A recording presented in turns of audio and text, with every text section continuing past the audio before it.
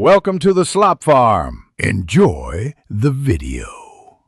You begin by locking the essentials: target user, main use cases, and a minimal style guide so decisions stay consistent. Sketch 12 to 16 screens now and map user flows. This forces practical constraints. Once done, pick a cross-platform framework like React Native or Flutter and a backend, lightweight Node or Firebase to speed iteration.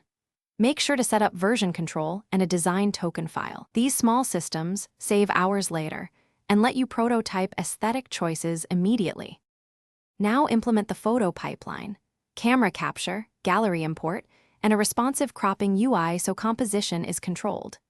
Build a non-destructive editing model using layered adjustments, filter chains, and masks so users can revert changes. Once filters are scripted, add GPU-accelerated processing or WebGL shaders for real-time previews. Make sure to resize and cache images on import, and run heavy work in background tasks to keep the UI snappy. Users expect instant feedback when tweaking looks.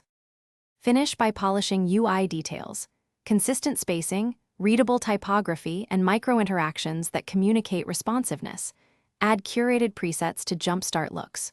Once polished, run device tests across sizes and collect user feedback to prioritize fixes.